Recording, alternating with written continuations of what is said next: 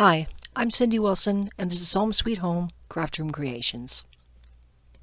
Today's video is projects that were created from supplies that I purchased at a local Dollarama. So if this is something that might interest you, sit back, relax, and let's do this. The first project is done with a plant saucer, plain and simple, and a little candle holder.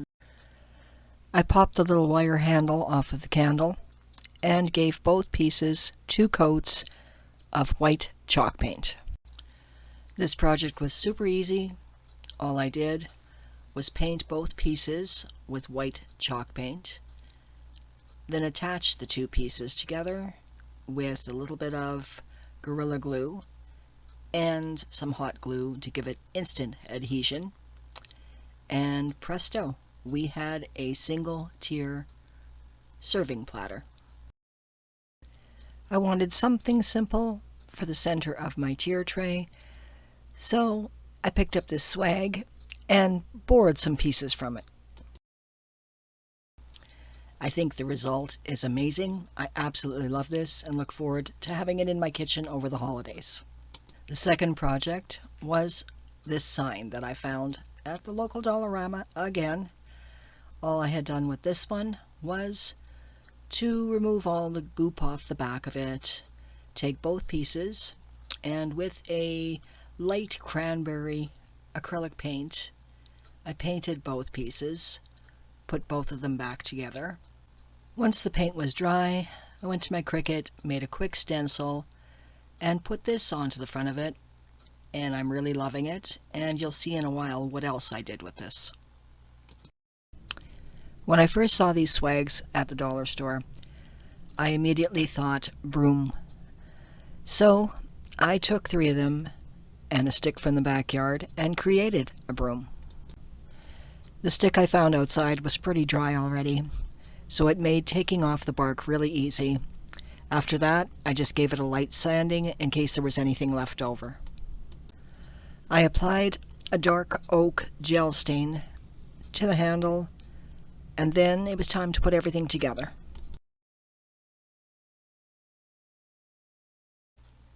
I took the wire that was attached and holding the swag together and used that to start wrapping my swag around the broom handle.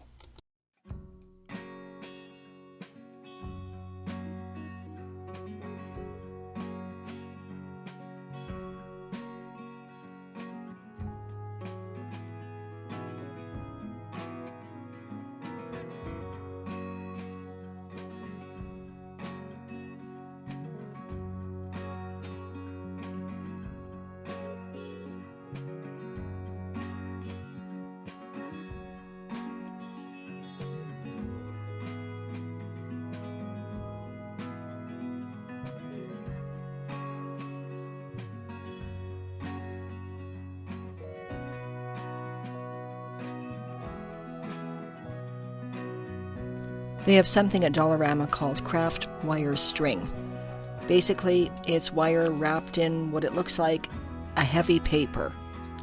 I like the look of it. I picked up 3 different colors on the rolls. Decided that out of what I had, I would use the lighter one. With that and a whole lot of hot glue, I attached my broom to the handle.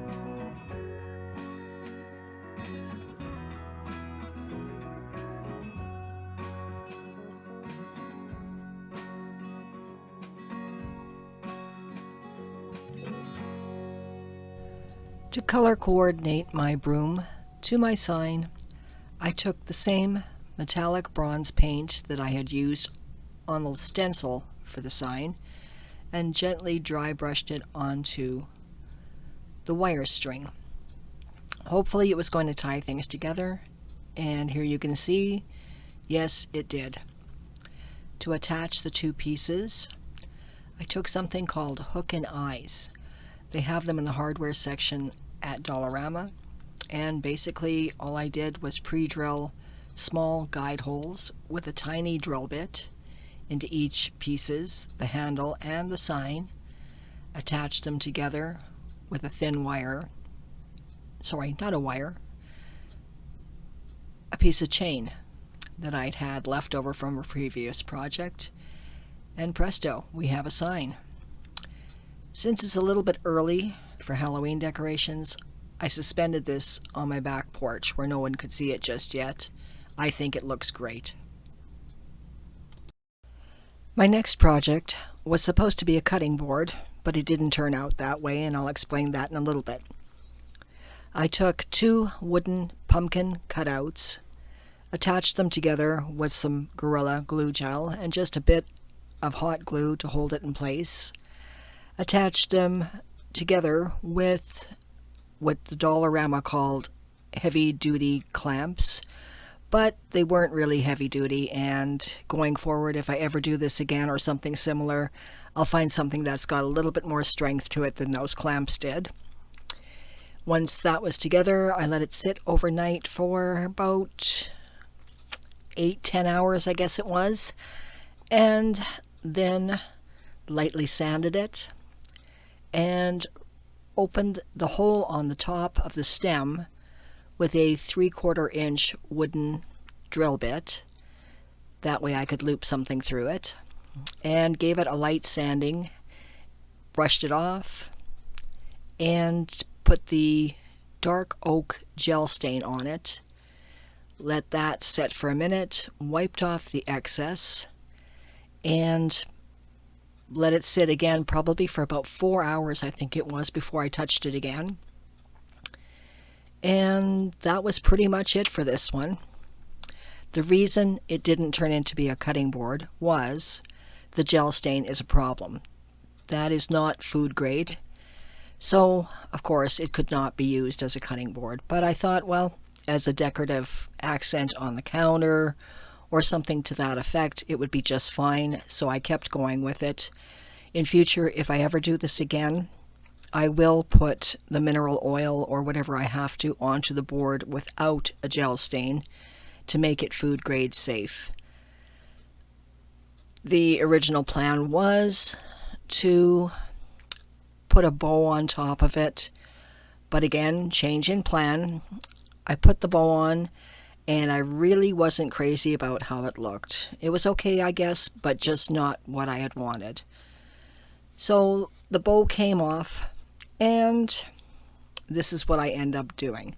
I take a garland of ivy leaves. Yes, I know it's not pumpkin leaves, but ivy leaves were about as close as I could get. Again, the garland came from Dollarama.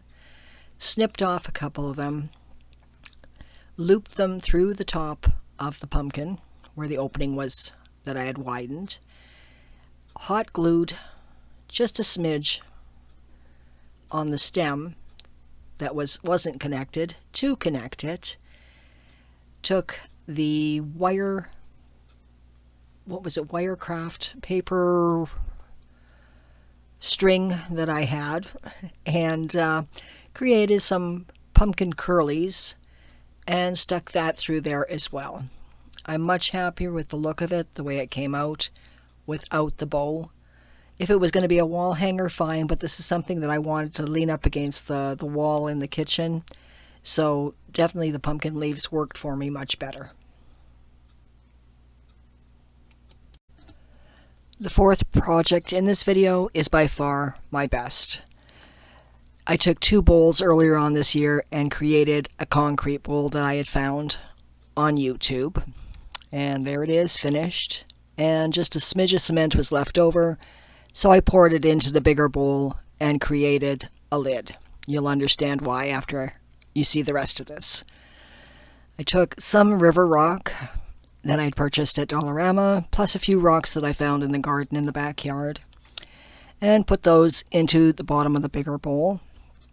Then I needed a bowl for the fire to actually burn in, and that is a doggy dish. Yes, it's a doggy dish. Some glass gems around the outside of the doggy dish, leaving the doggy dish in the center, gave me the look that I wanted.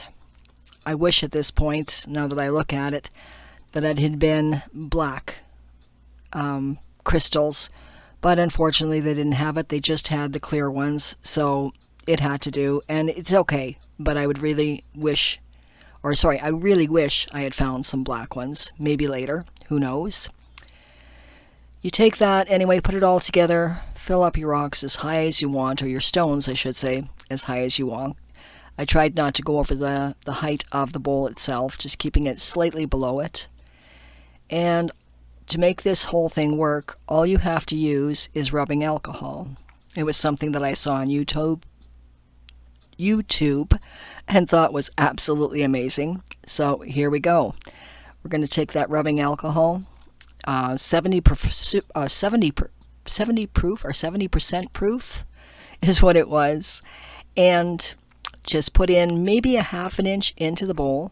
And I'm really nervous at this point, I'll tell you that much. I'm right next to the house and I'm a little scared the whole place is going to go up in flames if it really takes off.